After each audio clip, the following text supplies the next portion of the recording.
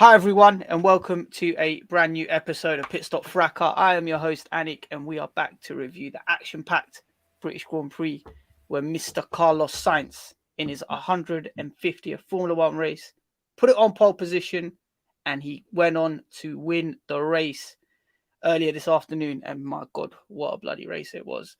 We had overtakes, we had dramas, we had Kwame's boys, putting the duct tape back on Yuki's car. It was all kicking off. We even had a 45-minute delay for one of the craziest crashes we've seen. But yeah, absolutely so much to get through today. We're actually live on YouTube, so if you're watching us live right now, please do the Lord's work. Give us a like, give us a subscribe if you haven't done already, and also a comment goes a long way. For all of our lovely audio listeners, we need those 5-star ratings. So whether it's Apple, whether it's Spotify, please go ahead and give us a 5-star. And if you're feeling generous, obviously a review, leave a good little review. It goes a long way, helps us out here as we continually bring you the F1 content. I'm joined by Kwame, Chris, and Nam. Kwame, how you keeping? Yeah, I'm good, brother. That was probably one of the best races of the season. Like, literally so much happened in that race. It was just, excitement in every corner. Nerves as well in every corner. Some of the best I've taken the scene. Crashes. Good to see people like Zhao was okay as well. It was mad. I even see Latifi in Q3. That was madness as well. So yeah, we've got to talk about and talk in. Oh, Latifi as well. Shit, yeah. How are we gonna cram it all in?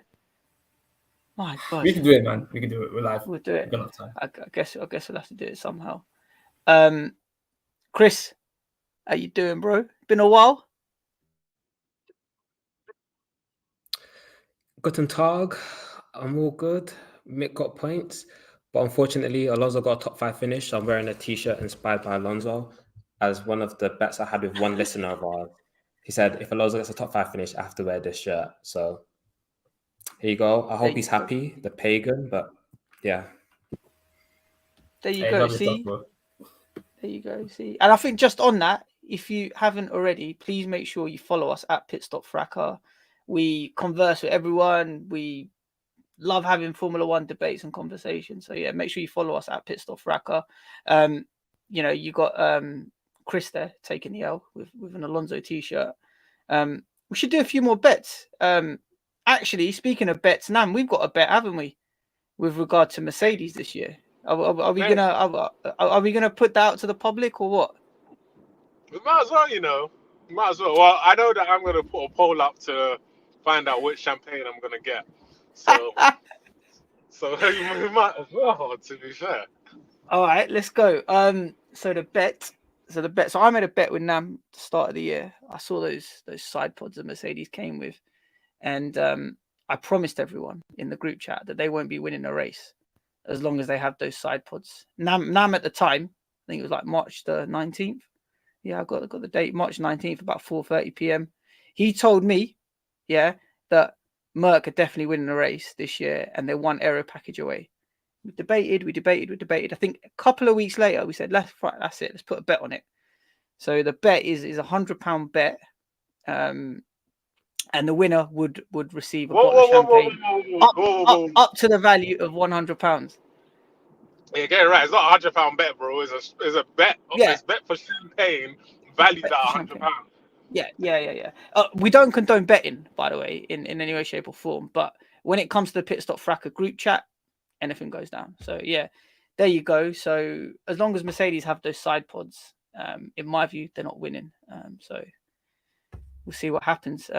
But yeah, Nam, you celebrated a podium today, right? How was that? Another podium, another step to winning this champagne.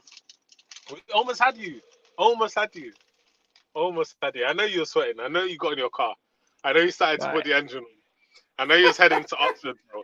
I know you was finding some kind of resort, some kind of golf resort to go and hide out in. I know you were. Don't worry.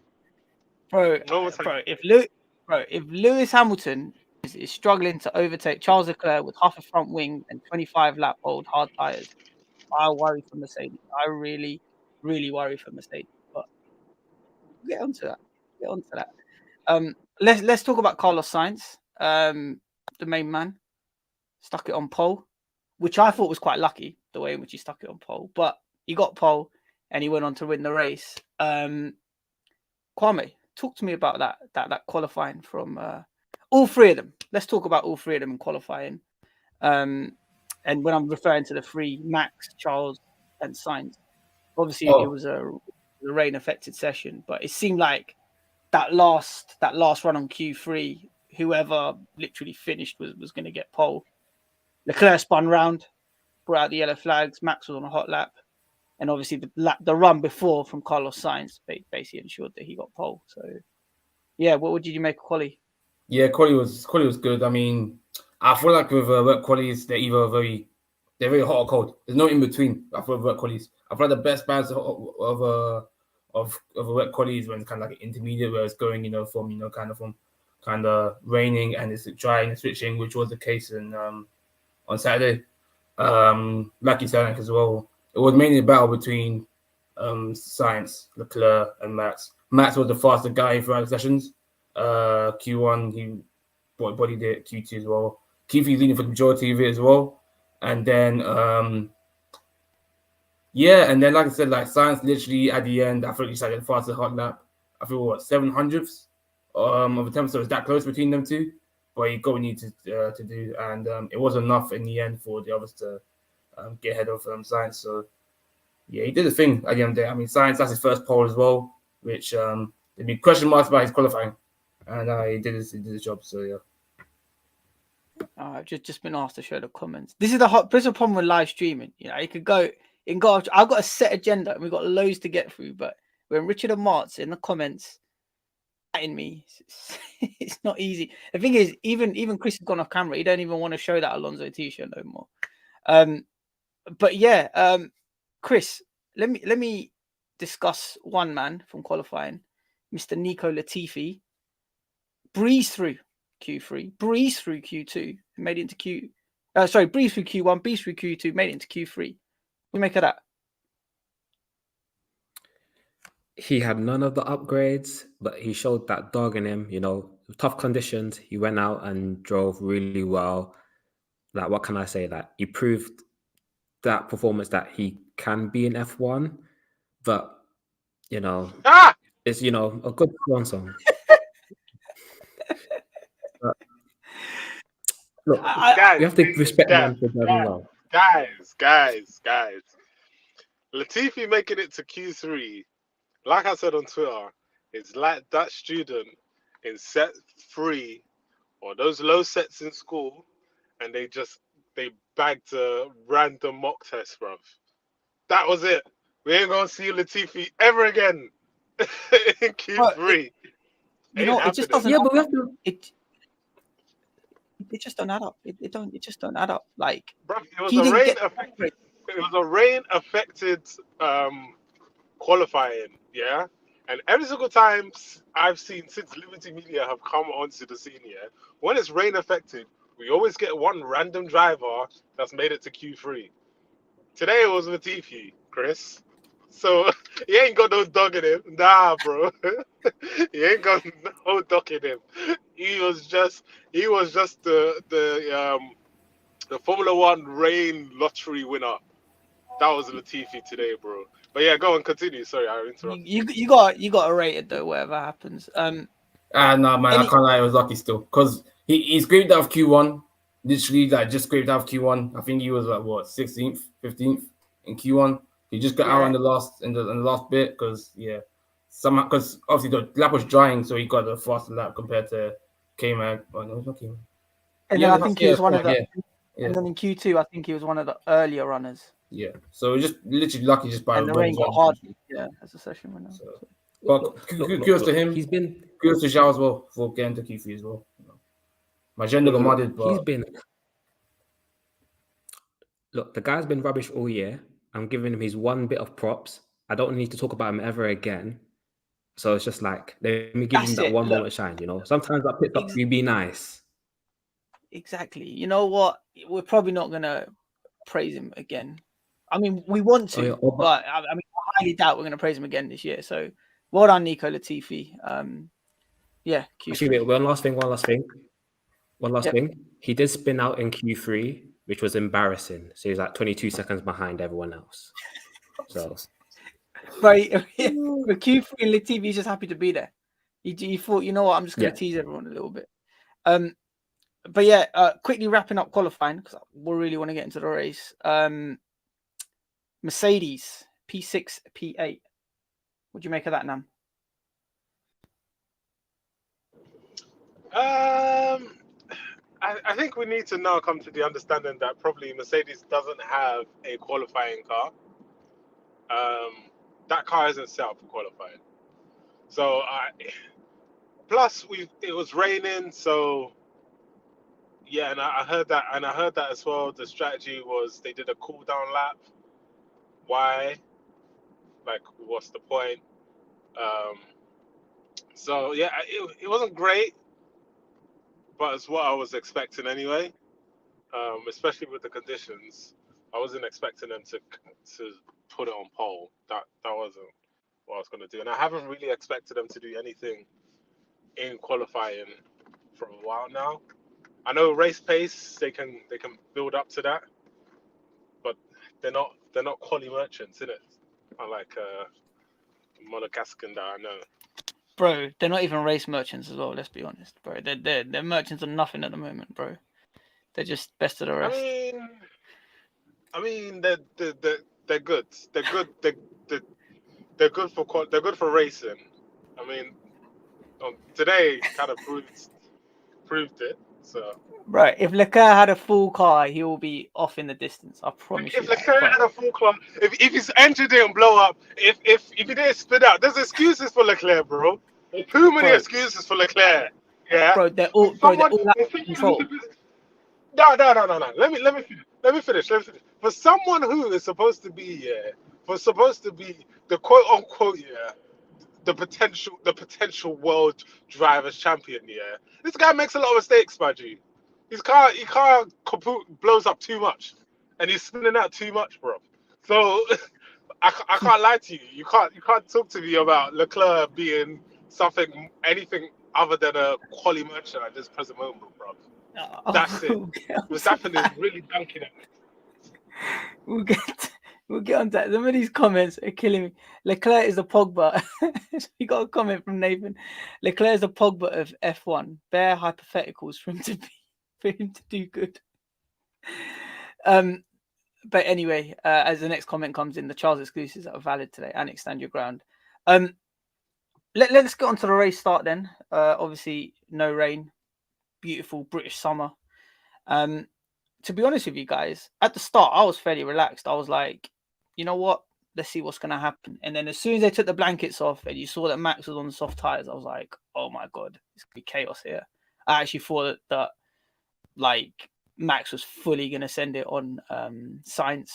Obviously, as they got off the grid, Verstappen just breezed past him, and then it all kicked off in the background, which resulted in one of the craziest accidents I've ever seen. I mean, the cameras didn't even pan to it or even show us, the incident, but it was crazy. I mean, I can't remember exactly what happened, but I think Tsunoda tagged Russell. No, it was Gasly. Gasly tagged. I know it was AlphaTauri. And then Russell, you squeezed into Zhao, and then he went flying, basically. Yeah, it was crazy. Yeah. I don't know. Yeah, guys, just quickly, briefly, just talk me through your initial reactions to that crash. What did you make of it?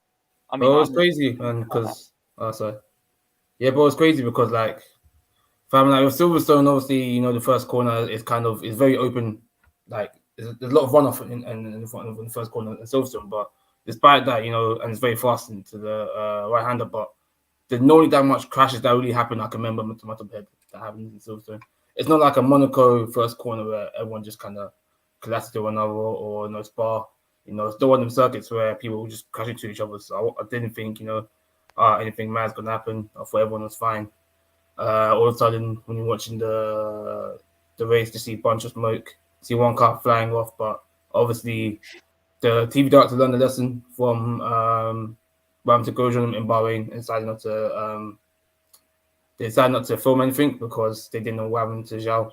And then further on, as the race went on, when the race got red flagged, then we saw, on social media, we saw some of the clips from people like Gasly, his point of view on F1 media, which we saw that, the start was weird because different drivers had good starts, different drivers had bad starts. A lot of people like Russell starts pretty poor, whilst people like even Albon and Stroll had a decent start, to be fair. Tsunoda starts pretty poor, the TV start was good, etc., etc. But yeah, Gasly must have tagged Russell. You went to an overtake in the middle, but then he kind of got speed up, so he tried to back out, but it's a bit too late. For some odd reason, Russell car just started spinning, hit the side of Zhao, and then Zhao literally just went spinning. Once that happened, now obviously you tagged Albon and Tsunoda, they tagged Albon, who went spinny, hit kind of everyone, and then took out drivers like Ocon and Tsunoda as well, who got punches. But it's good to see Zhao's okay because he literally was stuck in between the tires and the barrier. Yeah. And I think, after the race start, and I think when you see something like that, obviously, Lewis got ahead, Max had jumped Sainz, and it was so good to see that everyone just concerned and worried about you, because that's obviously the main thing at that moment. And we were all worried. We were like, oh my God, how comes they're not showing us what happened? How comes we're not hearing anything? We were really like genuinely worried for him.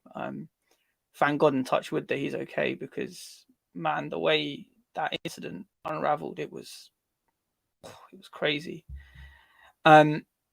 Chris, George Russell obviously saw the incident. He stopped up by, close to the incident, offered to go and help. And then was it by the time he came back to his car, it was in the pit lane? What did you make of that? Do you reckon they should have applied some form of sort of discretion there? Well, basically, he told the marshals to not touch the car. He went and checked on Zhao, came back, told the marshals not to touch the car, went back over there again. By the time he'd come back, the car was already on the track. It was on the truck. So he's like, I want to go back and what do you call it? He wanted to drive back. It's a red flag. He could have driven back, but they didn't let him. Then he's out of the race. So it's a bit like the rules are the rules. I'm glad that it's clear that, he ran over to check on Zhao. He was there, did everything. I know Mars is in the comments talking about how pretending to be a marshal, but he checked on the driver. Like, he saw a driver go past upside down. Man checked on him. Like, what's racing when, lives are at stake? Lives are more important. And that was a scary crash. So it's good on him, but unfortunate that the people didn't listen to him. And now the streak is done. But, oh well. Do you think that car, let's say if they did allow him to race, do you reckon they would have been able to repair it? Because it seemed like, I think his rear left was gone. Yeah, but because of the fact that the protesters were also on the track at the same time, that the red flag was extra long as they fixed the barrier, took Zhao's car away, Albon's car away, checking on Albon as well, because he was in hospital, thanks Vettel. But, that's why it's like, cool. They had enough time to fix the car. There wasn't that much damage, surprisingly, but they had enough time to fix the car, for sure. Yeah, well, look, it is what it is, man. Main thing is that Zhu's okay, and obviously we had the 45-minute delay whilst they were, I think, repairing a crash barrier. He was taken to hospital. All the checks were clear, so thank God. I think he was back in the paddock. Back in the paddock after, right? Got Zhao. Yeah. I don't know. I'm not sure, because I know basically. He was. He was, in it, yeah. He was. Because he went to the paddock. Oh, sorry. Zhou Guanyu. Sorry. Apologize. I am saying his name wrong. But there was one thing that happened before the second restart, Nam. They reordered the grid. So apparently, before you get to the second safety car line or the end of the pit lane or some point in the track where all of the cars didn't pass, you go back to the starting sort of grid. So again, Sainz lined up first, followed by Verstappen, followed by Leclerc, Perez, Hamilton. What did you make of that? Because at the time, I was like, you know what? Even though I'm a Ferrari fan, that's a bit unfair because Hamilton jumped him and actually Verstappen jumped Sainz as well. So, yeah, what did you make of that? The rules are the rules, isn't it? At the time, I was like, what? But I guess it makes sense because it's like, well, where's the reference, right? At the point of when the crash happens, we don't know who was overtaking who. We don't know if at the time when the red flag happened, like someone had already made an overtake. Like the graphics don't necessarily indicate where someone is, right? So they obviously have to use that line, that safety car line, as their reference. And if everyone hasn't gone through, we don't have a proper reference of where cars are. So I mean, I get it. My only question was when we had the major crash at Jeddah last season. Was it because they were too slow to reflag it? That's why everyone they were able to reshuffle the pack like that. Like I think there just needs to be more of a clarification of the rules for everyone who follows Formula One, so we understand what's happening, and then we can just move forward. Otherwise, we're just gonna feel like we're being mistreated or there's something unjustified happened. I know probably like Ferrari fans are thinking, oh, thank goodness, or like Mercedes and Lewis fans are thinking this is unfair.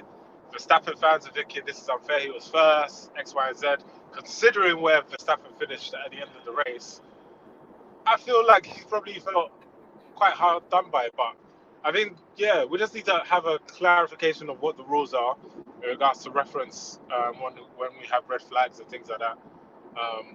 But like they said, it's the safety car 2 line that everyone passed it. The rules are the rules in that aspect. So, hey, what can we do? Let's talk about the restart then. Sainz got his elbows out, didn't he? Both started on medium tires, Max and Carlos, obviously on the front row. Really got aggressive at the start. Really like showed Max, that he's about. Max took slightly to the inside. I think he touched the grass as well, but then eventually had to let off the throttle. At which point Carlos got away, which I thought was quite impressive, to be honest. Can I say something on this restart? Yeah, go for it. With Max and Sainz. Max, I didn't realize you could hold restraint like that. Wow. Someone was aggressive to you, and you thought it's okay, it's all right. I'll just race, and we'll continue, and nobody will get hurt. Wow, Max! I didn't know you had it in you. I really didn't, because I was absolutely fuming that this man here literally had the most aggression given to him than I've ever seen another driver give him. And he was so timid. I couldn't believe what I was watching. I mean, the fact that I think even Martin Brundle, it looked to me as though he let off the throttle, and then even when Martin Brundle sort of co-signed and said, actually, yeah, Max let off the throttle, I was so surprised. I was like, what? Yeah, I think Max. I think he finally got a taste of the medicine because, like the way I said on my personal account, I thought that if Max was in the same shoes as Charles, he would have done the exact same move. He would have dive bombed to the inside, pushed him off to the side, and made him into a position where you either yield or crash, which we saw a lot today. And Sainz, obviously, the first start, he lost his lead straight away. Max was gone and he came second. So I like that now. And Sainz now, he said, second time, I'm not bottling this lead. I'm not letting this lead go. So he did all he needed to do, what he could have done, what he should have done. He just bombed, went down the straight, pushed Max off to the inside, and he put Max in a position where you're either gonna, if you're gonna crash into me, or you're gonna yield and go into the grass, and he had to yield. Max couldn't do anything. Max couldn't keep racing, otherwise he's gonna crash, and it'd be a whole situation. Repealed last year again, this time with Sainz and Max. So Max learned his lesson. So yeah, that's what I think of the start personally between them two. So also at the restart, we saw Leclerc and Perez going at it through turns 3 and 4 before they got onto the Wellington straight. At which point, Leclerc's front wing end plate got removed. Same with Perez. Obviously, they were battling. Leclerc got the better of him though, got into third. However, Perez pitted, and I think I put him right back down to I think it was last. Yeah, it would have been last. They had to change his front wing, but Leclerc continued on, and whilst he was continuing on with half a nose, half a front wing, he was keeping pace. It was half a front wing, and he was and he was keeping pace with Max Verstappen. He was keeping pace with Max Verstappen. No, let's not lie on the pod. It wasn't half a week. First of all, that was Leclerc's own doing by just going straight into. Whose fault was it then? Go on, tell me. He got pushed out. He got pushed out from Perez. Whose fault? The corner before. Yeah. He got pushed out from Perez the corner before. That corner's wide, You got to watch straight. You got to watch. Anyway, regardless of that, but it wasn't half a win. Right, he did well, but I've seen come off a Mercedes car and them still gather pace. So, bro. Again, Nam, you're talking about last year. We let's talk about Mercedes of this year. If Mercedes had half a front wing this year, oh my god, bro, they'll be getting lapped. Did that happen this year? I'll say it again. Listen, I'll say it again. The fact that Hamilton on soft tyres was struggling to get past Leclerc, who had half a front wing, it tells us a lot about that current Mercedes. So let's not go down that route. Let's not go down that route, please. I don't know what you're on about because I saw a convincing overtake. That's what I saw. Bro, I saw a very convincing overtake. We'll come on to that. Max eventually, I think 10 laps in, managed. I am a Hamilton fan, by the way. J Starship. That's completely thrown me off track. So yeah, about 10 laps in, Max eventually got past Sainz, and Leclerc was able to, keep in touching distance of Max before that. And then when Max overtook Sainz, Leclerc was like hot on. He was in DRS of Sainz with half a front wing, which I thought was astonishing. Max, I think, went over a bit of carbon fiber though, which slowed him down. He had a slow puncher or a puncher, and then obviously that massively affected his race. Chris, before we deep dive into Leclerc, talk to me about whatever happened there with Max and how his race got affected, and just summarize Max's race for me. Okay, so Max's race went down the toilet as soon as he ran over the debris caused by Yuki Tsunoda and Gasly, as Yuki had a really big bozo moment and crashed into his teammate. So man broke rule number 1.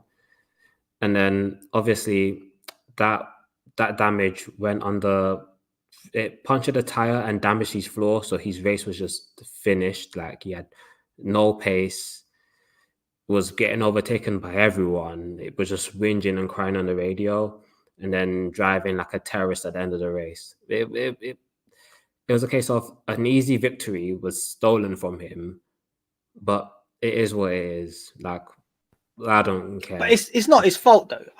Look, listen, I'm not the first person to defend Max. I don't think it was his fault. I don't think it had anything to do with his racecraft. Look, trust me, I'm not his biggest fan, but I don't think that was his fault. Yeah, it was an easy victory. So like, him finishing P7 is not his fault. Him running Mick off the road like 3 times is a different question. Mm-hmm. But that's one thing where it's like, part of it was fair. So like in Brooklands, I didn't mind it. But it was at the end of the race around Vale where I was just there going, "Oh, you're taking the mick, man!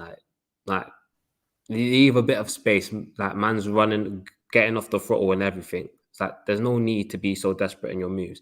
But I get why his head was hot because it's like it's not his fault. He actually did nothing wrong up until that point. So it is what it is. Talk to us about Mick though. The floor is yours, Chris. He got his first points. His first points. Mick Schumacher got his first points at a heritage race as well.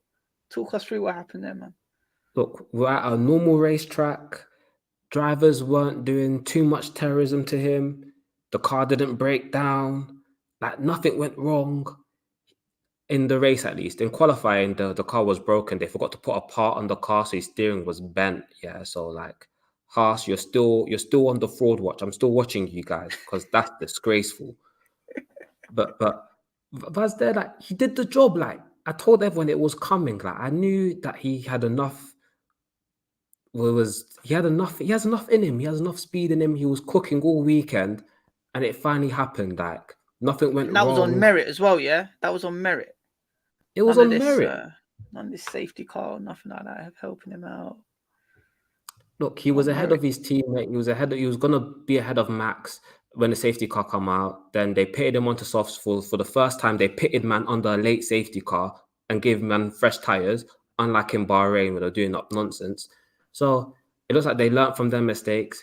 He got fresh tires. He made overtakes. He did all the right moves. Did nothing wrong. Backed out of the battle with Max. You know, he knew what was at stake.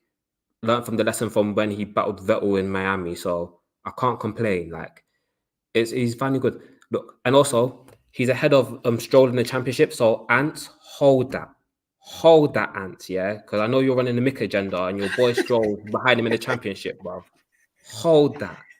And Mahad and March, we're right behind you. We're right behind Yuki. Yeah, watch this space, bro. Your boys crashed 2 races in a row for no reason.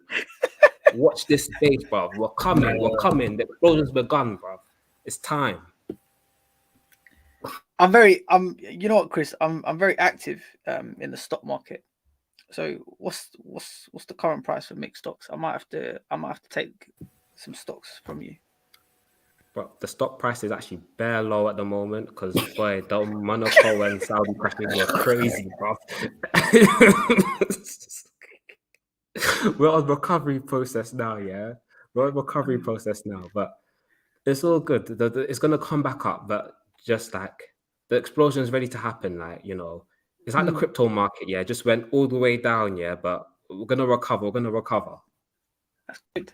That's good. Yeah, no, well done to Mick, man. Happy for him.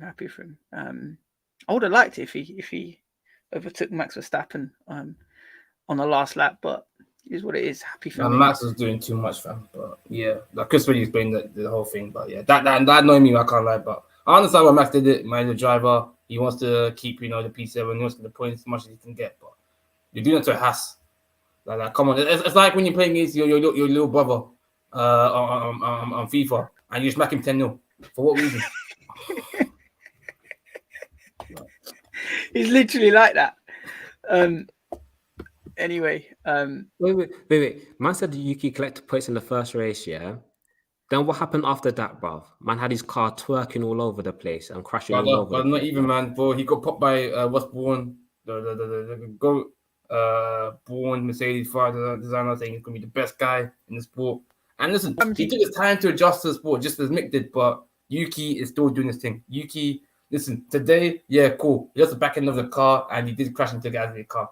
Gasly was unlucky there. If Gasly wasn't there, he would have lost the back end and came back. But Yuki's got more points than Mick, and you have more points than Mick this year. So either way, I'm eating both ways. But Yuki was shouting on the radio as well. Yeah, but of course, fam, you're driving in the corner. It's cute, though, isn't it? It's cute. And you crash to your teammate. He's finished. Of course, it can be shouting on the radio. Dawson has a car. Bro, man, the back end. Of course, the car is not good if he's using the back end like that. The utter shamelessness from you as well, Kwame. Kwame, I never thought you would be this shameless. Listen, I've got back my boy, man, because this guy is trying to get Yuki for a reason.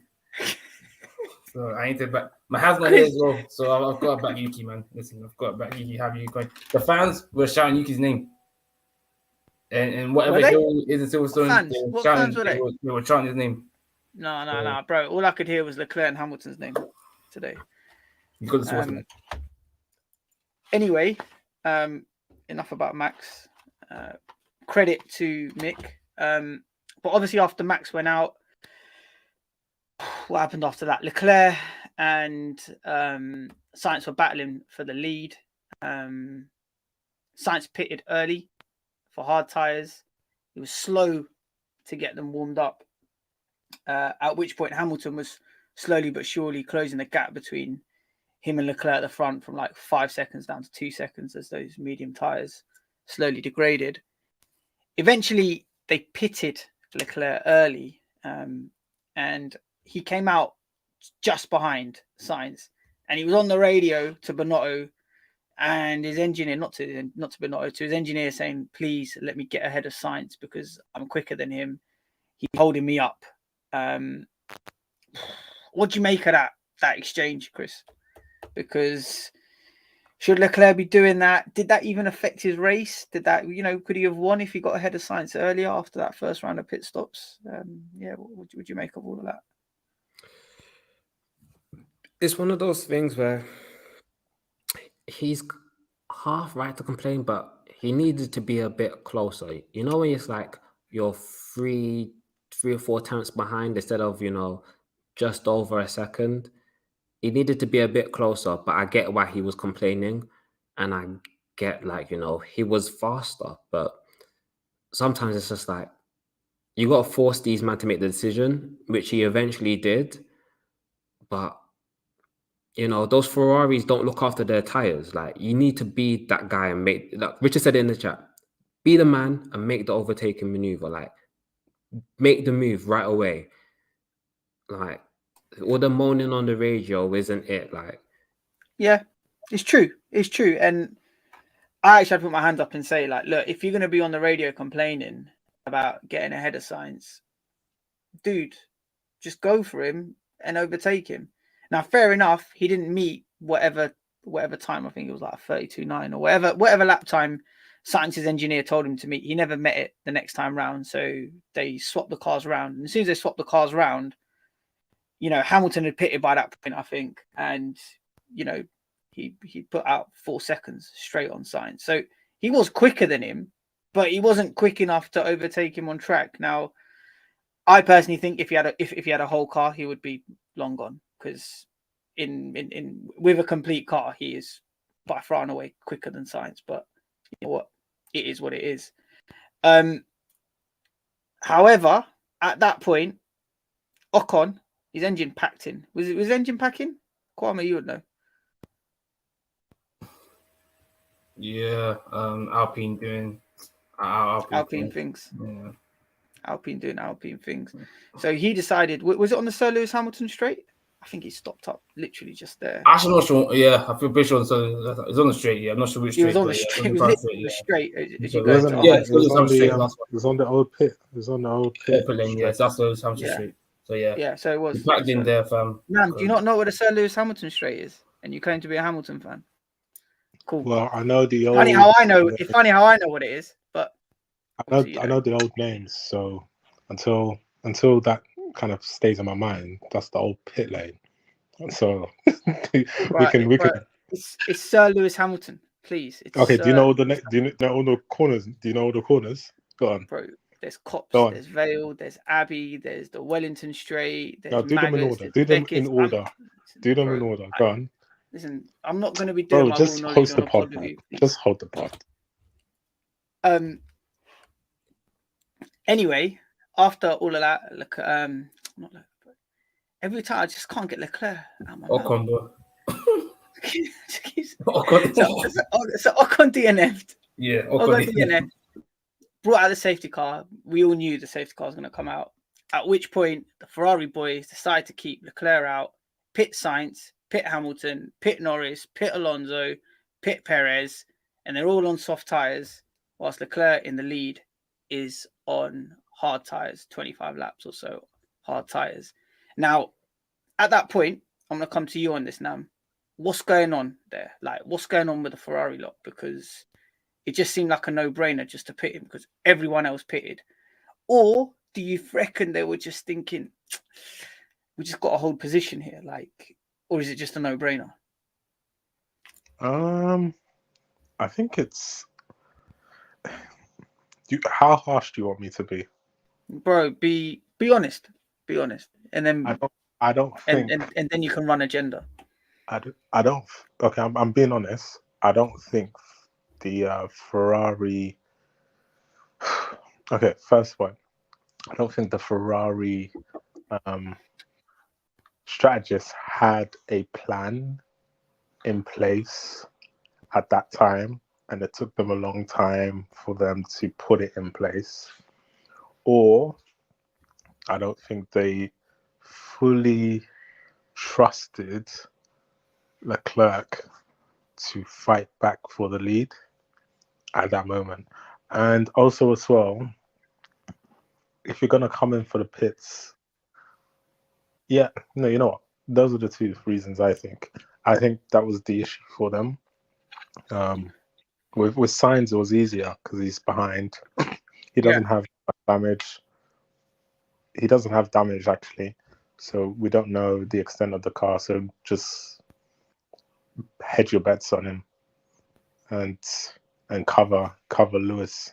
Meanwhile, with Charles, it's a sense of, if we bring him in and there's more damage, we have to fix the damage before bringing him out.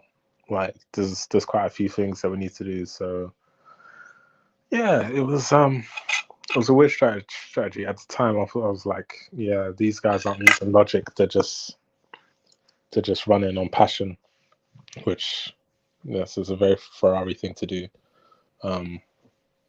But once I sat down, I thought about it, I was thinking, okay, there might have been probably just other things in play which they weren't thinking of, which they should have thought of a little bit quicker.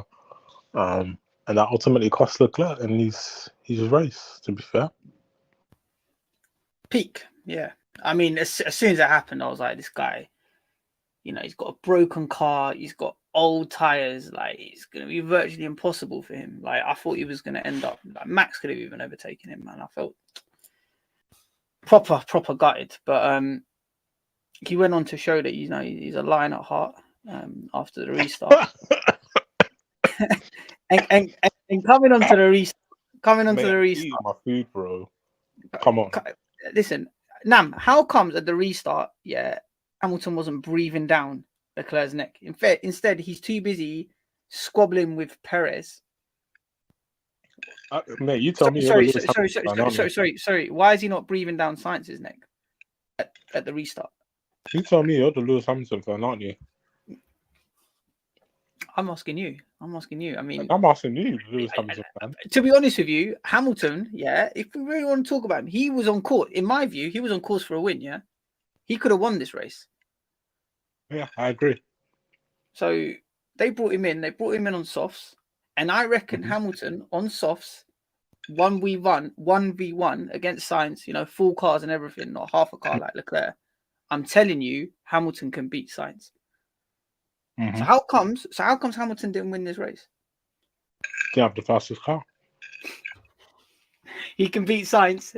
Nam, that's such an easy get out. Of course, he can beat Sainz. He can beat Sainz. I'm sure he can beat Sainz. He was quicker than Sainz. Was he? Yeah, he was. He was chasing him down on medium, on hards before the safety. But Ferrari have the fastest car, right? No, they don't. No, they don't. Well, they have the second fastest car. Red Bull have by far and away the fastest car. But it's okay, Nam. We're told that Mercedes... You know what? Mercedes' excuses, now they're blaming the flexible floors. I mean, this team is too funny. Too funny. Anyway, at that restart, it was actually crazy because I think before they got onto the Wellington straight, I think we saw like 2 moves in like one, what do you call it?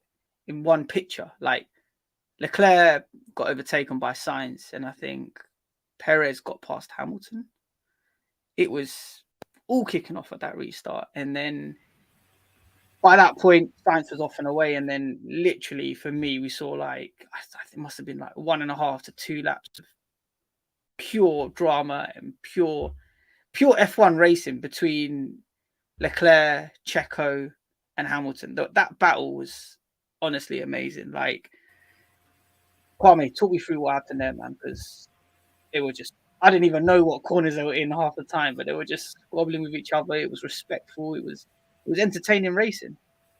If anybody listens to you and asks you why do you watch F1, that restart is the reason why you into F1, because that real tour racing was just incredible. It was just sublime. The beginning of the restart with Charles and Sainz. I respect Sainz a lot, because Sainz today, we question about Sainz, and Sainz really got the dog, and Sainz really got that, extra, aggressiveness he need to compete against Leclerc or, to fight for a championship, whatever. And he also had the team instruction where it was like, Leclerc should overtake you. He was like, no, don't overtake. He had the team instruction, the team call. And he was like, no, and he just overtook Leclerc straight away. He went into the sunset. And then Leclerc and then he also had Perez overtake Hamilton as well. And then you get into the battle now where you had Leclerc, Perez, Hamilton for about, like I said, I think 2 laps straight, overtaking, keep exchanging positions. You had, Hamilton going to the inside when both Perez and Leclerc went off. But then DRS kept coming in, so, Leclerc got the overtake back again with Hamilton, and then Perez did, and then after that was kind of between Perez and Hamilton. Perez going back again. It was just changing position between the few of them. It was both sides, and they made it to watch, and it was clean, all respectful, And this happens with people like Max doing pull up and crash. Leclerc, I respect it for him. He was doing very good overtaking, very good road to race car, which I haven't seen probably since 2019. I can't lie. From Leclerc, so it's good to see that. Also, Perez, Hamilton, we've like seen before in Abu Dhabi. Let's not talk about Abu Dhabi, but I've seen before with Perez and Hamilton. They've got that racecraft gene in them that I like from pure racing. So it was just amazing to watch, honestly. I think, Kwame, you summed it up perfectly. Like, if you want a reason to go and watch F1, jump onto the highlights. I'm sure there will be like a 2-minute clip straight of that complete battle, because it's a great advertisement for the sport, because it was fair, it was clean, and it was just so entertaining. Now, Nam, there's a common denominator. Max Verstappen wasn't there. Do you reckon if he was amongst that, it would have caused a crash? I'm not saying that he is a dangerous driver, but I know you got certain agendas on certain dangerous drivers. But what you got to say on that, Nam? I'm gonna be fair here. I don't think he would have. No, but Lewis is there though, and he loves to get. No, but that's when it's 1-on-1. You see, like he can't chase Sainz and close the door. It was Sainz there, and it was Perez, Sainz, and Lewis Hamilton, right? No, Leclerc. It was Leclerc with half a car with 25 lap old soft tires, and he had the strategy team against him. So Leclerc's at a like 3-tier disadvantage there. Let's carry on. Yeah, he can't chase Leclerc and try and defend in Silverstone at that corner. So he would have had to pick, and either way, he would have been disadvantaged at both. So I think he would have been more restrained round some of those corners and some of those laps. If it was 1-on-1, we already know, especially the move that Leclerc did, which was really impressive around Copse, where it was literally a reenactment of last year, and everyone made it around the corner. Impressive. Surprise. But last year someone didn't. But anyway, it was enjoyable racing. It was really enjoyable. Chris, what do you make of all of that, man? Perez ended up P2. Well, he should have had a penalty for cutting Vale, but we'll let it slide. But, thank you for speaking on this, Chris, because boy. Go for it, Chris. Tell us. Why should he got a penalty there? Because he cut the corner and got a lasting advantage. Like, let's be honest now, he should have backed off more. Like, when Lewis went through, they should have backed off more. He cut the corner, stayed ahead of Leclerc. He had ample space to make the corner. Leclerc left the space, which is part of why the racing was so good and pure, because these guys left space for one another to overtake, get cutbacks and all of the sorts. That is a case of Red Bull racing, drivers breaking the rules, not getting punished for it. And it was generally good racing and that one of those things, but we have to be sticklers for rules, because obviously even Leclerc at the end with his weaving, Alonso pointed it out that man was weaving at the end of the race. He didn't get a penalty for it. When Alonso got a penalty in Canada, we need consistency in these rules. So it's one of those things where I'm like, it was fantastic racing. It was great to watch, but we need to be also, sticklers for rules and make sure the rules are fair. But entertaining stuff, blockbuster stuff, heart in the mouth stuff, why we come and watch Formula One. So I'm not too mad, but we also have to be like objective and, look at these things fairly. With that as well, yeah, in regards to them being sticklers of rules, yeah, let's be honest, yeah, the new race directors are not doing anything. They are not doing anything. They're not doing anything that shows me that they've learned from the situation. And all they do is note situations. I haven't seen them give. They've been very lenient in regards to penalties that they're supposed to have given.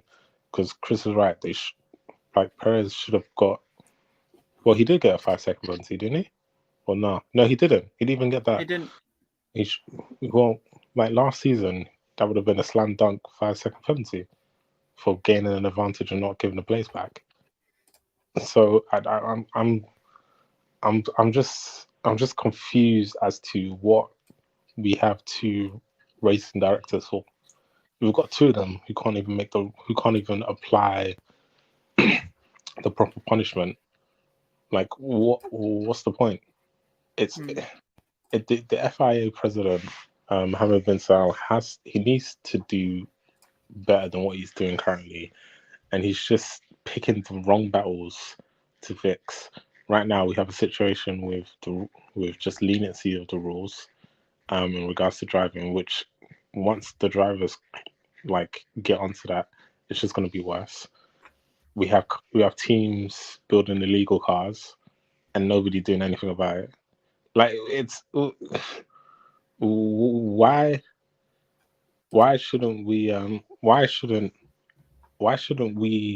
have good, clean, and consistent racing with proper racing directors? I don't get what the issue here is with just applying the rules properly.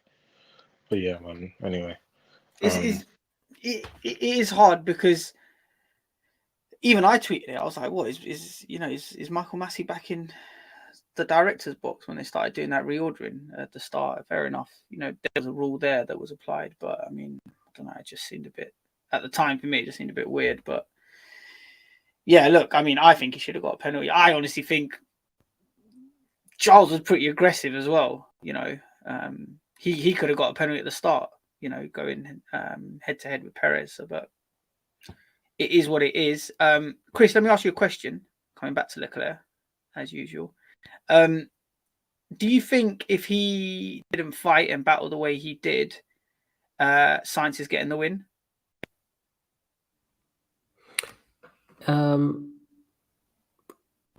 Well, it's a bit of a sticky one because I think Ferrari kind of screwed him out of the ring without pitting him.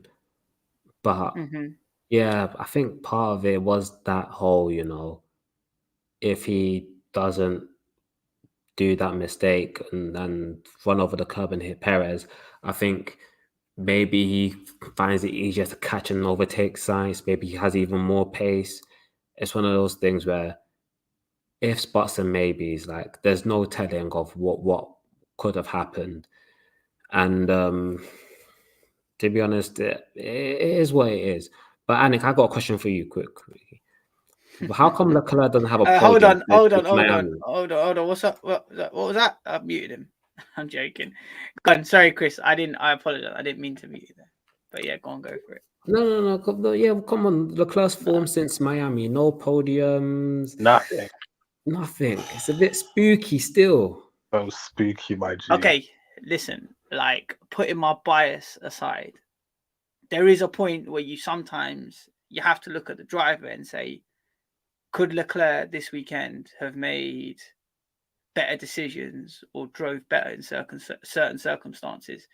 So in all reality, he could have got it on pole. I had a question in the group chat: if Leclerc gets pole, does he win the race? I genuinely think he does, because he's in an advantageous position. He's not having to squabble with Perez at the start.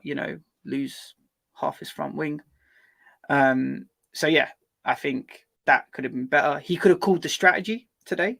He could have called the strategy and said, you know what, safety car, 10 laps to go, I'm going to pit, I don't care. I know what the gaps are. I know that behind Hamilton there's 15 or so seconds down to Perez. So yeah, I'm gonna call that. And he could have tried to overtake Sainz as well, when instead of calling for the team orders. So at times, yeah, look, it is down to the driver, but I think a lot of it, especially in the past, 5 to 6 races, like, it is out of his hands. Like, come on, man. The way he drove today, it was actually amazing. Like, he was quicker than Sainz. He was matching Verstappen. Previous race, recovery drive. I can't remember the last time anyone's made up 14 places in Canada. Absolutely amazing job. People do recovery drives for fun in Silverstone. Hamilton done it. Everyone drives recovery drives for fun in Silverstone. Race before that, Baku. I mean, his engine blew up. We can't say much about that. What was the race before Baku? Spain. Engine blew up. Miami, they should have pitted him. What about Monaco? Monaco. Oh my God! Come on, Monaco. Don't even. You're blaming Charles and Monaco. Hey, Sainz told them, man, be quiet. Yeah, I'm going straight from wets to dries. That's what you need to tell, man. He said, I'm good. There's no need to pit me. Yeah, but I've covered that already. Like, sometimes it could be down to him to do it. I personally think it's probably like 20% driver, 80% engine, team, everything else. Like, he's doing all he can. And I promise you, yeah, those wins around the corner. I said at the start of this weekend, we're going to get 3 out of 5. At the next races, Ferrari going to get 3 out of 5. One's down by 2. You only got 4 to go. No. He won one. No. I'm talking about Ferrari going to win. Oh, so, is it? Yeah. Oh, Ferrari, mate. Actually, you are the best. You know that. I can't lie. You are the greatest. The way you can spin, you are a spin doctor.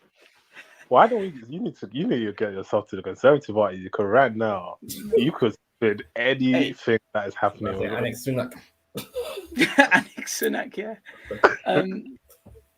By the way, that's never going to be a pod title. I don't think it bangs as a pod title. Nam, Mercedes been complaining though, about some flexible floors. Yes. Why all of a sudden are Mercedes complaining about flexible floors? I mean, shouldn't you be wise enough to understand that you can use flexible floors? Red Bull are using it, Ferrari are using it. But you can't, so can you? Can you use flexible floors? Have they been? I mean, I don't know. Have they been punished for it or what? I think they've put a ruling in place, so we'll see whether they get punished in upcoming races. I think this race was the It's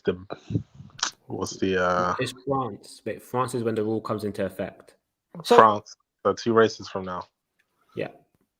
So yeah. So it's you better fix your car, because if not, then we can rule out any other race that you guys win. So Nam, it's been 8 months. 8 months since Mercedes last celebrated a win. 10 races in, and they still haven't got a race win. What's going on? Because Toto Wolff's telling us that some weekends are a write-off. The car's a diva. It's doing well on a Friday and a Saturday. Apparently, let's doesn't turn up on a Sunday. So, let's put like, into perspective. last race, you know what they say? Street tracks don't suit us. Yet half the races on the calendar are street track, but no, Mercedes will turn around and tell you street tracks. No, they're not for us. We just do Let's- conventional circuits. So, You know what? at what point are Mercedes going to start winning? Let's bring that up, yeah. So we're talking about flexible floors here, and they are not legal in Formula One. So let's go back. If the rules were in place in Silverstone, Lewis Hamilton would have won because the car would have been the only legal car to have finished. Right? Cool. Let's look at the previous one before that. Let's go back. Yeah, so Canada, Lewis Hamilton would have won. He would have been the only legal car. Azerbaijan, George Russell would have won because he would have been the only legal car. Let's keep going. Monaco. Basically, Ooh. okay, so basically, Mercedes would have won every race this year because Ferrari and Red Bull have won every race. So Because they so- have a legal car. Yeah, you're right. So there's the issue. Okay. You can't say they haven't won in 8 months because X, Y, and Z. All right, cool, but that was on the premise. That was on the premise. That was on the premise that we all thought that everyone was playing by the same rule book. But now we know that Mercedes have a legal car, and Ferrari and Red Bull don't have a legal car. Red Bull especially don't have a legal car. Ferrari will find them out. It looks like they probably don't have a legal car. So if on that basis, if we go back on the last results, we would have had 3 out of the 4 last races would have definitely been Mercedes wins. But let's see what this ain't gonna. But I'm telling you now. Let's see what happens with the ruling. Let's see if the FIA president has the cojones to actually stamp down and apply rules that he, for some reason, likes to pick and choose which one he wants to apply.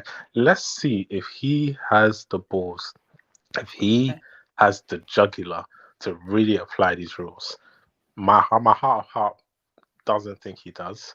I think that he is weak. I think that he's the worst FIA president that we have ever had. Bring back John Todd, because at least we had some clarity into what can and cannot be done, regardless of what Michael Massey did. But at least we have that. With Mohammed bin Salman, we do not have that. We don't have any kind of leadership and control in regards to safety, in regards to rules, in regards to leadership. We don't have that. So we'll see what happens. If it does happen, great. That will have a nice level playing field once again. If we don't, everyone will do. Look, Nam, let's be honest. I honestly don't think that they're going to get punished. They're not going to get punished. Let's be honest. But why are they not going to get punished? Because if that ruling is, and I agree with you, I don't think they are going to get punished. If we're perfectly honest, if we're really taking our agendas out of it, I don't think they're going to get punished. But that's on the basis of weak leadership in regards to implementing rules that are supposed to be there. The reason why we don't have flexible floors is because it's dangerous. It's incredibly dangerous. It's not just because of the advantage. It is a safety reason why we don't have flexible floors. So them not applying those rules means that they're putting their drivers' safety at risk, and therefore it should be the FIA to come in and jump in and go, look, on safety grounds and on the ruling ground of having a level playing field, we can't allow this to happen. But they ain't gonna do that. We know they're not gonna do that. If they do, I'll be shocked. If they don't, well, that's what it is. Because they need Ferrari and Red Bull to win. They need that. They need it for the fuel of FIA. They need Ferrari, Red Bull. So Nam. Just straight answer, yeah. I don't want no deflection tactics now. When are Mercedes gonna win?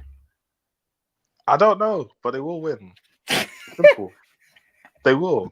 I'll get my £100 worth of champagne soon. No, bro, they will win because there are too many other factors in regards to Ferrari and Red Bull that will play into Mercedes' favor. Both of their engines, the Ferrari engine and that Red Bull engine, can just blow up any moment. They have been the most inconsistent out of the three in regards to engines, with Ferrari being the top and Red Bull being next, and then Mercedes after that. They have bozo drivers, both of them do, where something might happen and take someone out. Ferrari have two. Unfortunately, they've got two drivers that on a day can spin, could crash. That's very rare at Mercedes. So there's a likelihood that they will win a race coming up. I don't know which one, but they probably will still win one. We'll see. Chris, haven't heard from you in a while. Flexible floors. Yeah, do you reckon they're just going to get a slap on the wrist for it? This is F1 heritage, let's be honest.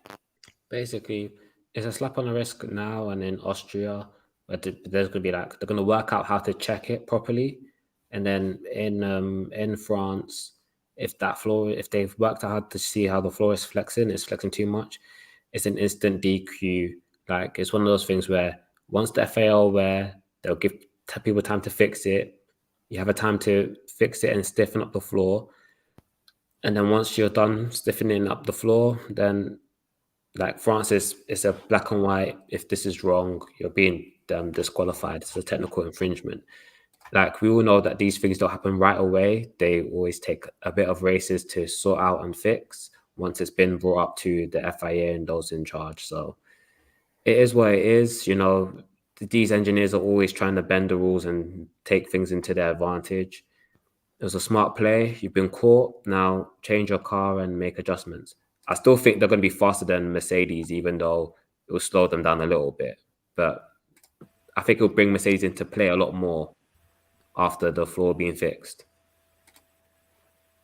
Okay. Thanks a lot for that, Chris. Quick one.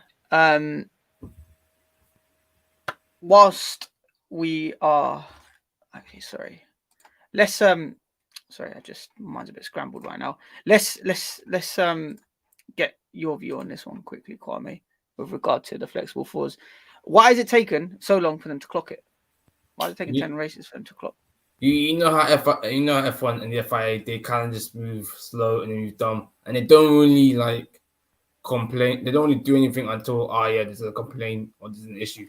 For example, they only care if let's say if only Red Bull run away with the championship, only Ferrari won the championship, and then teams are complaining. That's when the FIA will be like, okay, cool, we need to step up. But because obviously it's been Red Bull, just been Ferrari, they ain't done nothing. Obviously now Mercedes are complaining. They kind of realized, okay, cool, there's an issue to fix up. I mean, what's probably going to happen as well, they're probably going to have a limit on how much. I guess they'll probably have a limit on how much you can flex. So it can only flex this amount of millimeters or this amount of centimeters or whatever on the floor, and then they'll probably regulate that way. Again, like Chris said, how they'll measure it, I don't know how to measure it. That's up to the FIA for them to discover. But I mean, it's something that was once said before it's going to be an issue anyway. So I feel like they knew it's going to be an issue, but I don't think they care too much until the point now where it's just too much of a disadvantage. Hopefully, though, this will bring the field much more closer, and everyone it'll be closer gap between Red Bull, Ferrari, and Mercedes in another title championship that way. So it seems like Mercedes might actually bust case again this year. Because first, obviously, their man was just off the pace, and now with the porpoising, and now we're having the flexible. We'll see. Floors, so. We'll see how it pans out. Let's get on to the awards. Driver of the day, Checo Perez. Replaced his front wing, started the Grand Prix, went down to last place, ended up second. Talk me through that, Chris. I know you love to talk about Checo. Look, it was a good drive. I'm not gonna come here and lie on the pod. I'll do that on the Twitter account. And here, I'll tell the truth. It was a good drive. You can only respect it. He came back from the back again. A great recovery. He put the moves on when they needed to be done.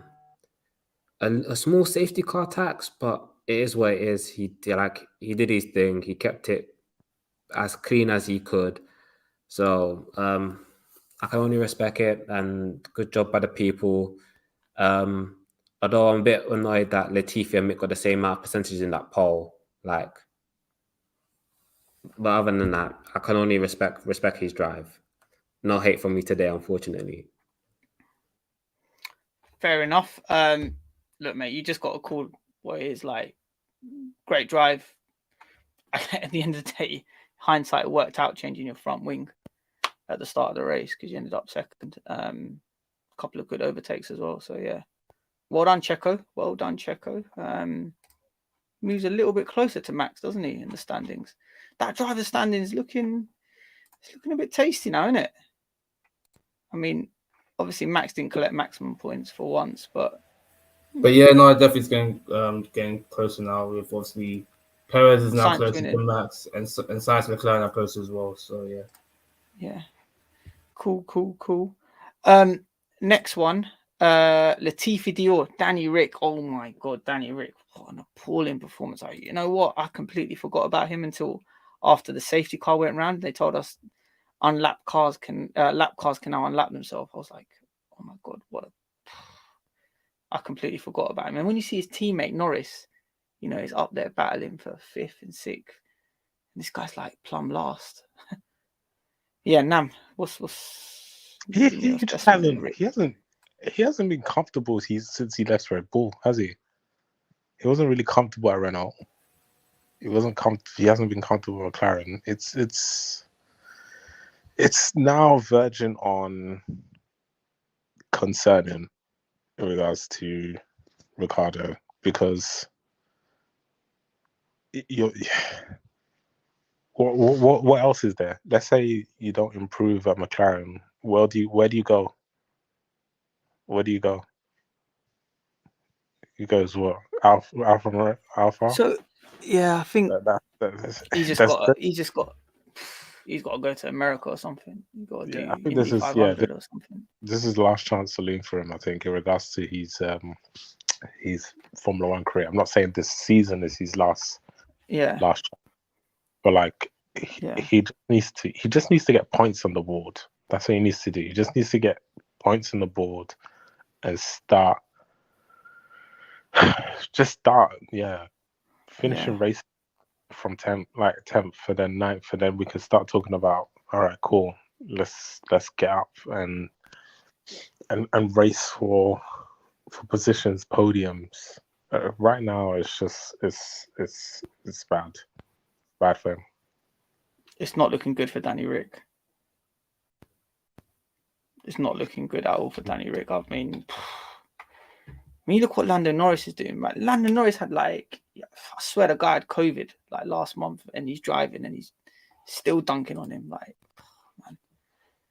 man, time's up, mate. Yeah, it's getting time's there. Up. Chris, the Massey moment, howler of the weekend, the Ferrari strategy. Talk us through that. Boys, like what Nam said, these men run on pure passion and vibes. There was no real logic behind their decisions. It was a bit of a howler, like what they did with Charles, and then asking Sainz to block everyone off while he has fresh tires and Charles is on old dusted tires is also insane. So it's a good thing that Sainz just said, no, there's a race win in view, and just got the move done right away. They tried to explain it. It didn't make any sense.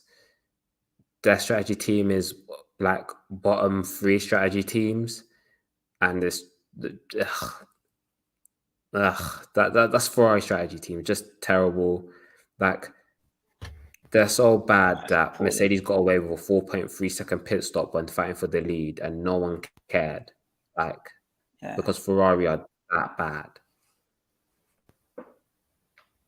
Shocking. Yeah, I mean,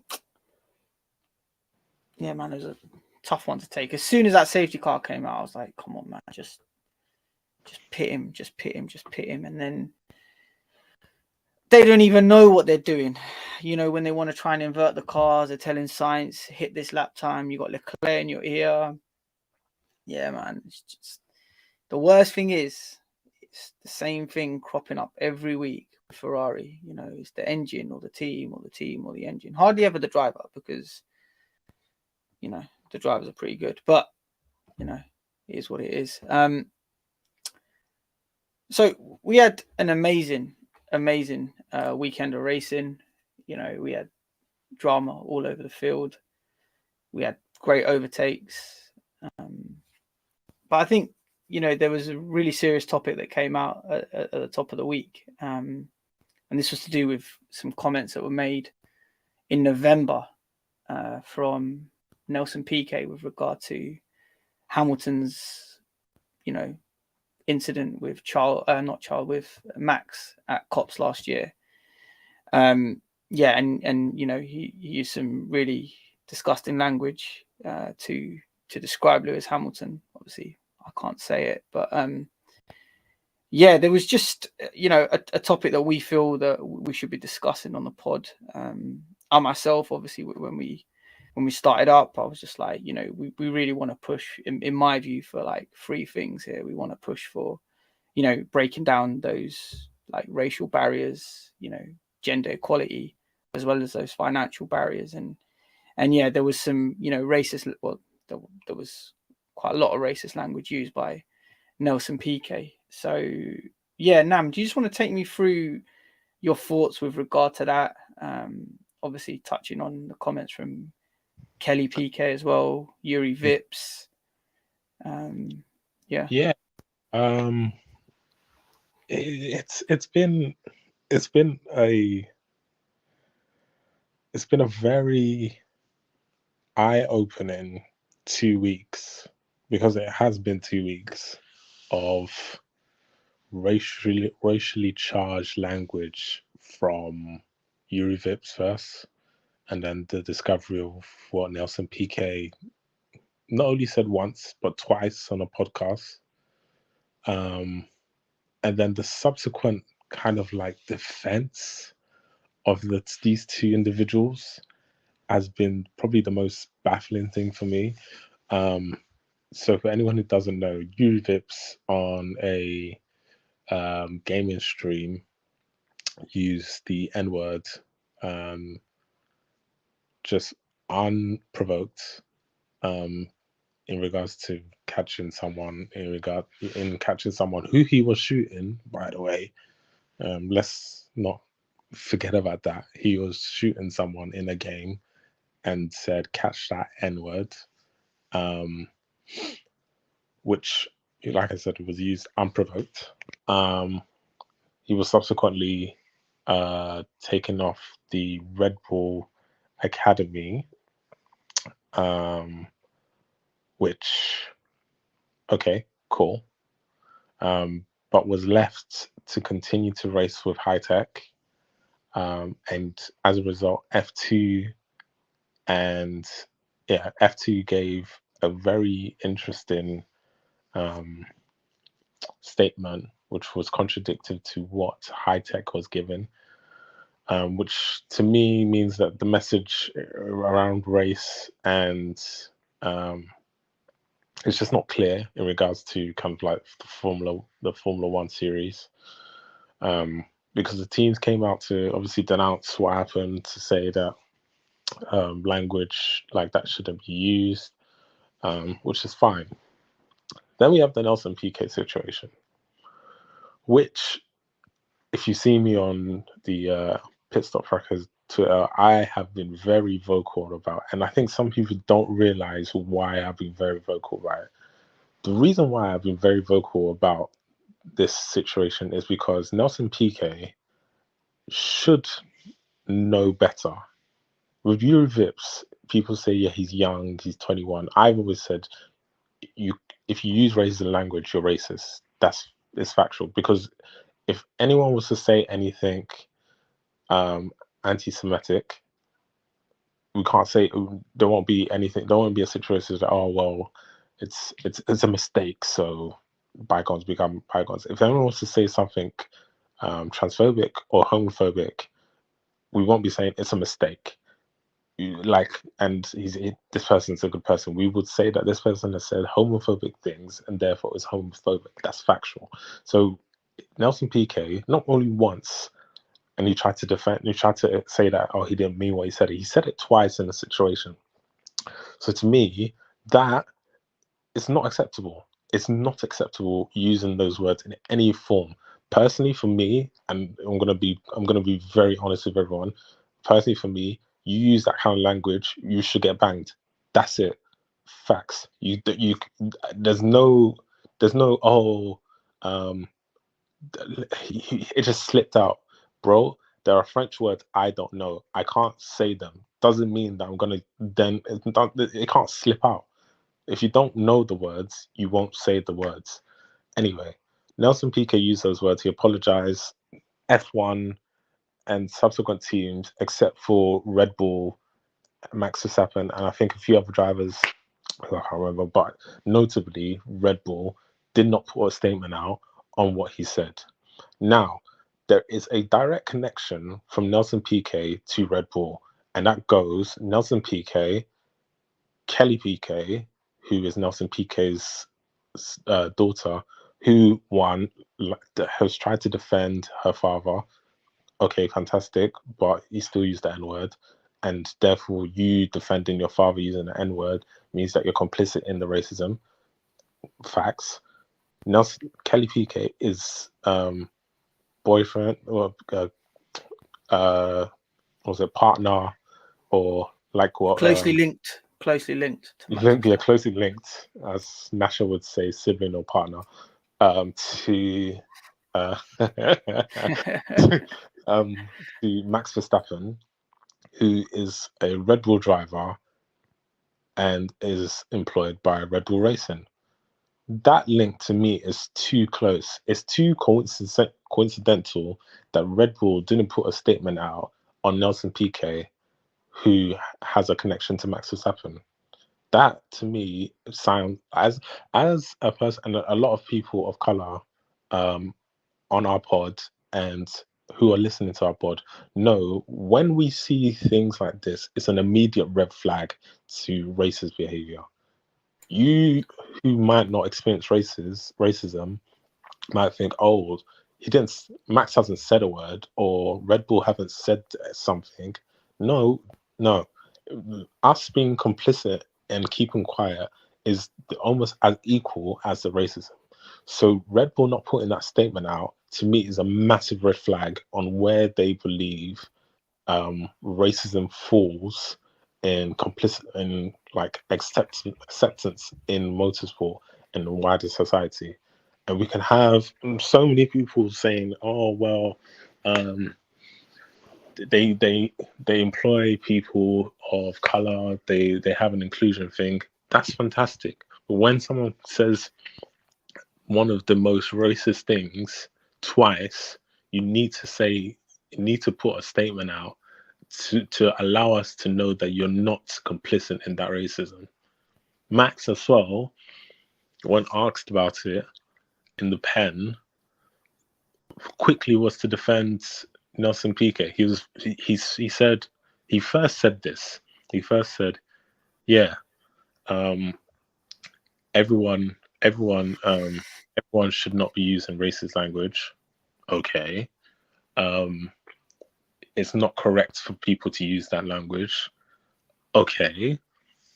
And then later on went to say, oh, Nelson knows what he did was wrong, and he's not a racist person.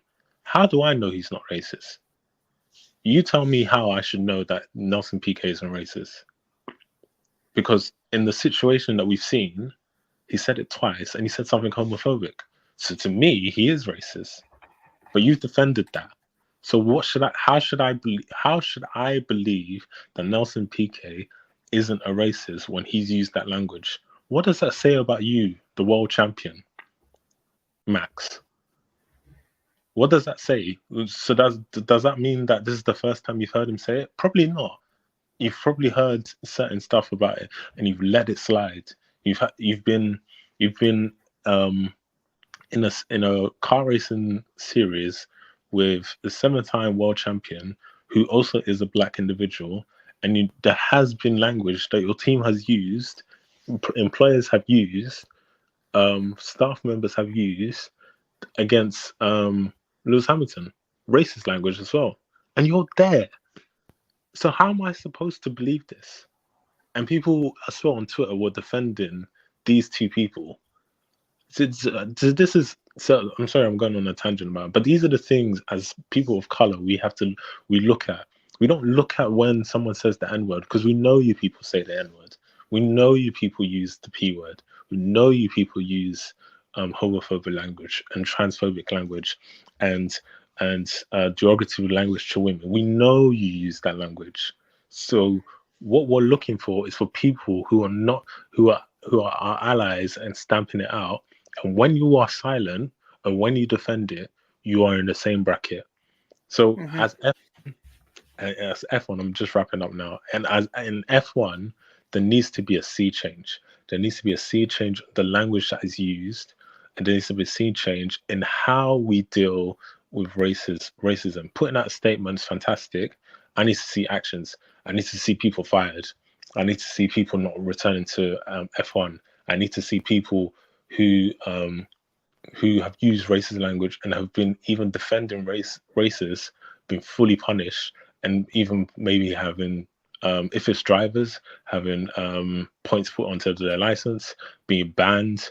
Because if you want me to believe that this series isn't racist, the action that has happened doesn't allow me to feel like it is. It is racist. F1 is racist, and people who think that it's not are just blind or fool or both. Yeah, I mean that's literally straight facts. You've spoken there, like you can't dispute that at all.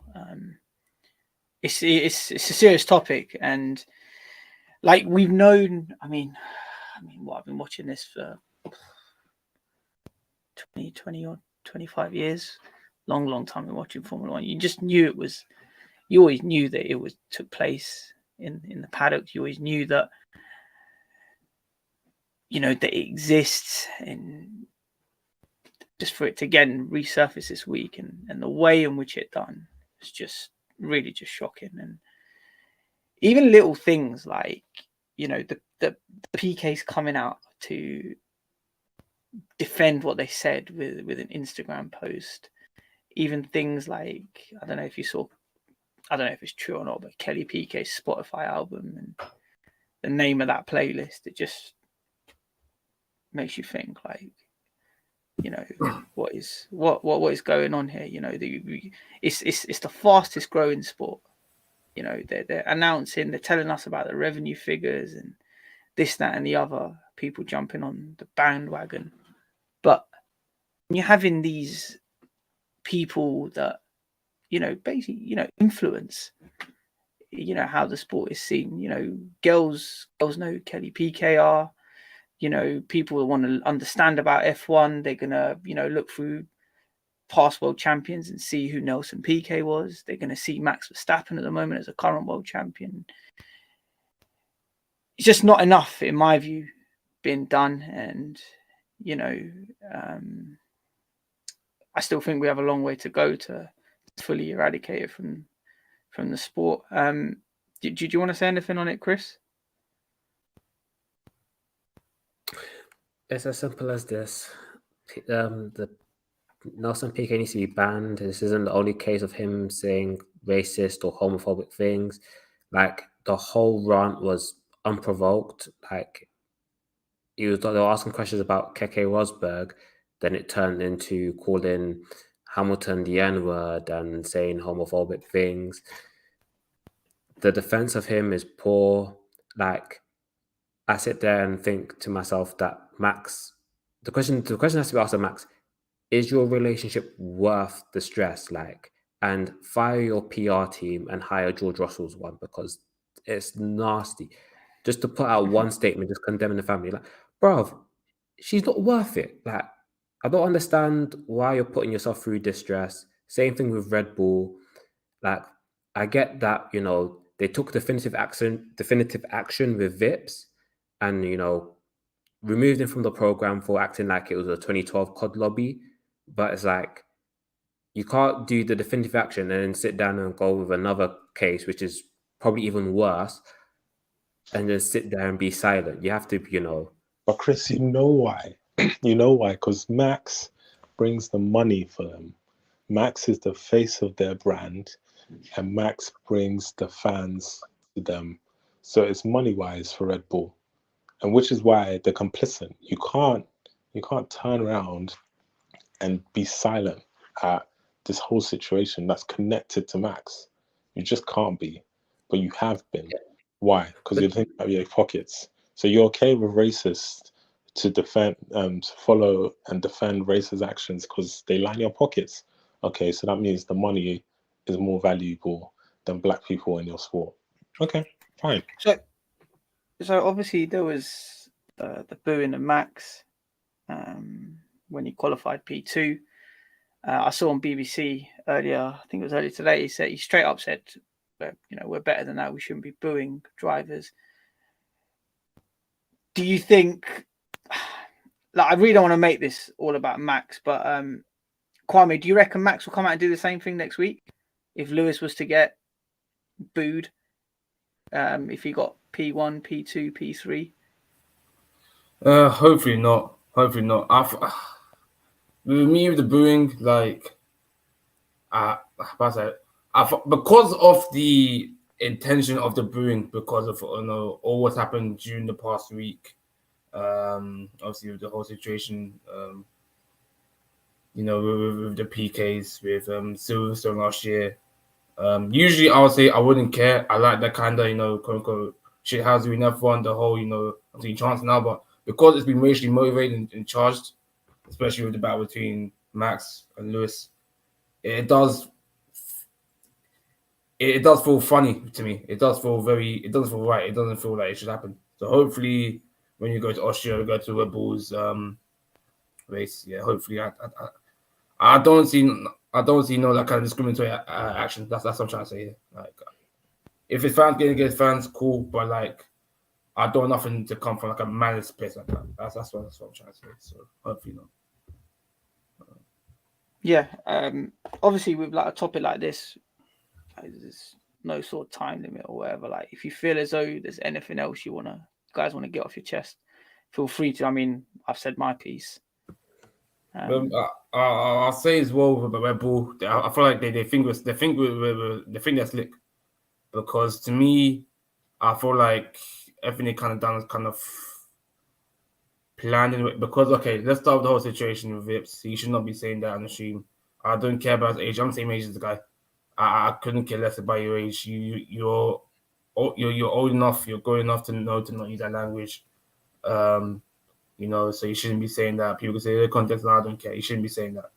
So I thought Red Bull did the right decision to fire him and suspend him for the academy. But I feel like he even said on the stream himself, him and Lawson, who was on the stream as well, who he shouldn't be getting away scot-free as well, because he was just there kind of laughing, enabling there, whatever. I feel like Red Bull, they're only going to get. I feel like he was about to get sacked anyways. Vips and Lawson. No, sorry. Vips are going to get sacked anyways because his performance in F2 hasn't been so great this year. So I feel like now that obviously he got caught in the scandal, it kind of looks better for Red Bull and their PR stand to say, oh yeah, we're going with him. And especially when they sacked him as well, they literally sacked him on the day when the whole Piquet situation happened, to be like, nah, we've done something cool. And even when Horner, I remember, was this guy who I think pressed Horner for questions about it? He was like, he even said the same thing. He said, because we did one statement about Vips, we was right to do another statement about Piquet, which to me, I feel like it's just you just trying to just scapegoat the whole thing, because they're two, yes, they may be connected to both races, but they're two separate situations which are both linked to your company, which you both should talk about it. I shouldn't be relying on ex-employees or employees on Twitter to be doing PR for you, man. Where's the response from the head company? Where's the response from your head driver? For me, Red Bull just seems complicated to me. Well, why did it, genuine question, do you know why it took so long for Nelson's Piquet's comments to come out? Because he said them in November last year. That's a good question as well, bro, because I don't know. Because I feel like the comments only came out once the Vips things happened.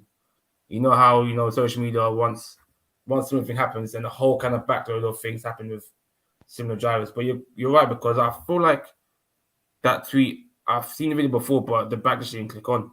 And for whatever reason, clicked on this week, which is a good thing they clicked on, because we saw the person Piquet is. And like I said as well, I think the first time he's made comments before, he's done it before with Senna when making homophobic comments and him wishing he was dead. He was also dissing Mansell as well, so talking about his wife and whatnot. So we have seen what type of person he is, and but like Jay Starch was saying in the comments, the timing, he said, and so the timing was strange because it kind of just came out of nowhere. You know, on social media, someone finds an old clip, they tweet it, and then just goes viral.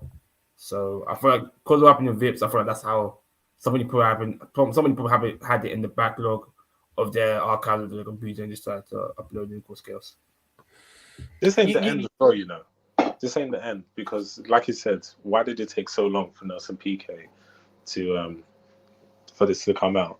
That means, yeah, and I really hope that some of these employers in F1 and some of these previous drivers realize the language that they've probably used in the past is being recorded somewhere. It's being recorded somewhere, and it will come out eventually. So, what are you talking about the PK interview?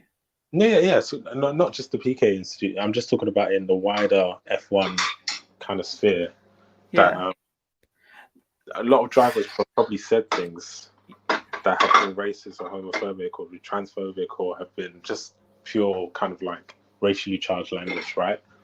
And that's going to all come out, because there are, as much as I've complained about F1 being racist, there is a move and a change from that kind of old guard, and people are going to start to release things of what people said. This is why I'm always wondering why people are so quick to defend certain drivers on Twitter, because you turning around and saying, "Oh, so and so isn't racist," or how is he not? Why are you connecting him to racism, bro? As a black man who lives in the UK, it's always the people that you are quickly defending are the ones that come out and be the racist and be the homophobic people that I already knew and happened, because it happens, man. We as black people, we see it. It happens quietly. We don't say anything, and then it comes out in the light, and then we can't say we told you so, because you get upset. But just be careful when you're defending your Maxes, when you're defending your Vips, or you're defending even your Lawsons, even George Russell. Just be careful when you're defending all these people, because you don't know what they said in the past, and you don't know what they're going to say in the future. And I can bet you one of these drivers, past, present, or future, is going to slip up again and is going to say something. And then what? Are we going to get our apologies? No, because you don't see racism as this big issue. You wouldn't when especially when you're not a person of color. Yeah. But Nam, I think just on that, I mean, when do you know? How do I say it? Like, when do you know to defend what someone's saying as opposed to someone's driver ability? So, for instance, if I'm going to be defending a driver, I'll defend a driver or talk about a driver or back a driver based on their driving ability. But then how do you know that I'm backing a driver based on what they've said? Can you kind of see where I'm coming from? I mean, it's pretty simple to back a driver on his driving ability, but then when he says something racist, I don't care. Like, yeah, I don't care. You could be the greatest driver of all time, yeah, but bro, if you said something racist, you're racist. That's it. I don't think people are asking for. Nobody's asking for some kind of like, oh, you need to back this driver. nobody's like, we all banter about drivers. We all have our favorite drivers, and we all want them to succeed in X, Y, and Z. But the wider scope of racism trumps whatever performance you think this driver may or may not have. Like, that's just life, bro. Like, like I said, that's why I've been so vocal about the situation, and I'm so confused by why some certain fans have decided to back. Let's even use.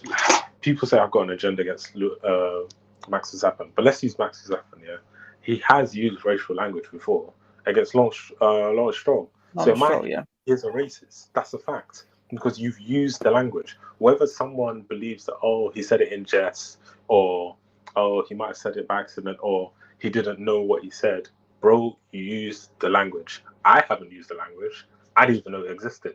So if I who doesn't know what the language is, haven't used it, and he has, bro, I'm sorry, he is what he is. He's a racist then, or he's at least potentially has the ability to be a racist. Until he proves me otherwise, that's what I'm gonna think in my head.